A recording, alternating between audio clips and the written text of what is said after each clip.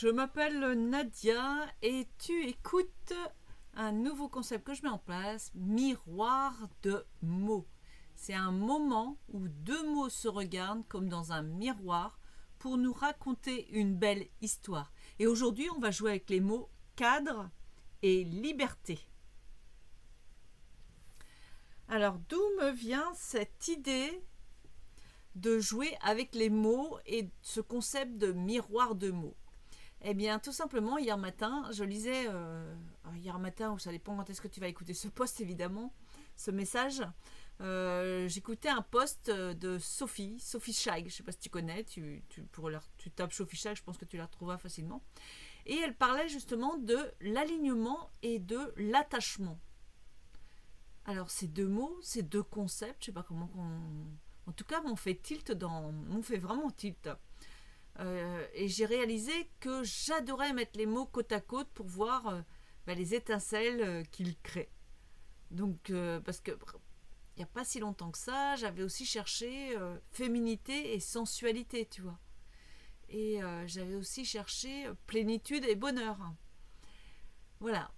Et donc, du coup, eh bien, j'ai écouté ce que disait Sophie, qu'il fallait suivre ce qui semblait être l'alignement, ce qui nous faisait tilt, qui nous faisait de la joie. Donc c'est ce que je fais. Donc j'ai décidé d'ouvrir cette rubrique miroir de mots. Donc je l'ai ouverte sur mon site. J'ai pas créé un nouveau site. Je l'ai mis sur mon site minima-list avec un e.fr. Et j'ai ouvert une catégorie, un onglet miroir de mots. Comme ça, tu pourras le retrouver facilement. Mais si tu tapes sur internet http sans s miroir de mots, mots avec un s.fr, tu tomberas aussi sur cette rubrique. Donc c'est un coin plus doux, plus rêveur, à côté de mes articles qui parlent d'organisation, qui ne sont jamais très carrés en fait. Parce que pour moi, l'organisation, c'est pas du tout ça. Alors, je vais te présenter nos deux vedettes aujourd'hui, qui est clarté, qui est cadre et liberté. Tiens, je me demande si j'ai pas fait une erreur tout à l'heure en parlant. Donc, c'est bien cadre et liberté. Alors, j'ai été chercher dans le dictionnaire ce que voulait dire cadre. Donc, c'est comme le... c'est donc un cadre. Non, c'est pas dans le dictionnaire en fait. Je suis en train de revoir mes notes. J'ai noté plutôt, c'est comme le bord d'une ardoise. Il montre où l'on peut écrire, du coup, et ça permet de bien définir l'endroit où écrire. C'est clair, ça peut être ça. Mais pour moi, c'est un cadre, ça me rassure, ça m'aide à mieux respirer. Et pour la liberté, eh bien, si on veut l'imager, c'est le grand ciel bleu où ton imagination peut voler. C'est quand tu décides par toi-même et que tu te sens vraiment toi. Pour les définitions, je t'invite à aller voir sur l'article du blog que j'ai écrit sur cette thématique. Alors après, je te propose un petit jeu de questions. Soit tu peux y répondre, soit dans ta tête ou dans un carnet, ou encore mieux, me rejoindre sur mon espace Telegram que j'ai appelé l'espace sereine. Tu retrouves tous les liens dans mon article, donc je t'invite vraiment à le faire, ou sinon je le mettrai ci-dessous dans les commentaires, dans la description de ce post. Alors les questions que tu peux te poser, c'est: penses-tu que le cadre et liberté sont des ennemis ou des copains qui se complètent? Ça, c'est la première question. Parce que pour moi, j'ai besoin du cadre pour avoir de la liberté. Le cadre me permet d'avoir la liberté. La deuxième question, c'est: as-tu déjà vu qu'un petit cadre, comme une règle de 3 pages pour un devoir, pouvait t'aider à être plus créatif? Ouais, pour moi, en tout cas, c'est tout à fait ça. C'est avoir un cadre, alors pas rigide, hein, c'est vraiment avoir une structure. Eh bien, ça m'aide vraiment à avoir plus de créativité.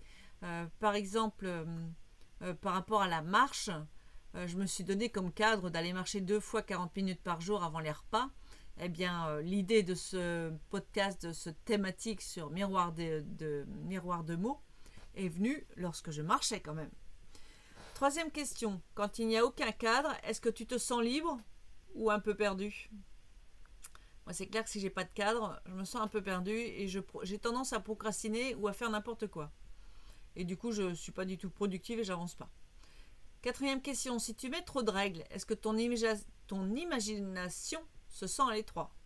Ouais, je pense que c'est clair. En tout cas pour moi. Alors, donc les questions, tu pourras les retrouver, je te les noterai en dessous. Sinon, je t'invite vraiment à me rejoindre sur mon site internet et puis comme ça, et puis surtout mon espace Telegram où on pourra échanger encore plus en profondeur et tu pourras aussi voir le commentaire des autres.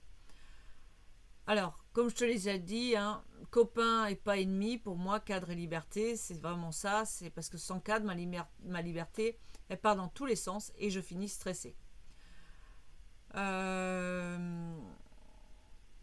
Voilà, qu'est-ce que je vais te dire d'autre trop de règles, si je remplis mon agenda à la minute, j'ai plus de place pour rêver, ça c'est clair. Je déteste les plannings vraiment de 9 à 10, je fais ci, de 10 à 11, je fais ça. Ça, c'est pas du tout pour moi. Je vais te raconter une petite histoire. C'est imagine une rivière. Si elle sort de son lit, elle déborde partout et perd sa force. Mais quand elle coule dans son propre tracé, elle avance joyeusement et arrose les champs. Le cadre, c'est le lit de la rivière. La liberté, c'est l'eau qui danse dedans. Donc comme je te le disais tout à l'heure, du lundi au samedi, je fais 2 marches de 40 minutes. Une avant le déjeuner et une avant le dîner. Et ces promenades sont mon petit cadre. C'est-à-dire, c'est une structure, sinon si je ne me le cadre pas, je ne le fais pas et du coup, j'avance pas sur mes objectifs. Mais en plus de ça, elles me font respirer, ça m'aide à prendre l'air, donc ça respire ma tête et mon cœur. Et pendant que mes pieds avancent, mes idées volent librement comme des papillons. C'est ça à peu près. Ça va. Alors c'est vrai que pour pas les perdre, j'ai un système sur mon téléphone qui s'appelle AudioPen où je peux enregistrer pendant 3 minutes en parlant et du coup ça les retranscrit en écrit. Donc comme ça, vraiment, quand j'ai des idées que je ne veux pas perdre, ça me permet aussi de pouvoir le faire de cette manière. Alors et toi maintenant? Je t'invite à choisir un tout petit cadre, par exemple écrire 3 lignes chaque soir et regarde si ta liberté intérieure se sent mieux. Et note ce que tu ressens. Est-ce que tu ressens plus d'espace ou moins d'espace? Et puis si tu as envie de partager, comme je te le disais, tu peux venir dans mon groupe Telegram Espace Sereine. Le lien est donc sous l'article Cadre et Liberté que tu peux retrouver à Miroir de mots, donc http sans le S. Pour l'instant, peut-être que quand tu écouteras ce podcast, j'aurai rectifié cette erreur, mais pour l'instant, si tu mets le S, il y a une erreur. Ça te renvoie vers une erreur. Donc c'est miroirdemots.fr. Voilà, je ne veux pas être trop longue dans ce podcast, je ne veux pas remplacer non plus l'article. C'est vraiment pour te donner envie d'aller lire cet article. Et donc, cadre et liberté sont comme 2 amis qui se tiennent la main. L'un trace le chemin et l'autre chante pendant qu'on marche. Donc je te remercie d'avoir traversé ce miroir avec moi.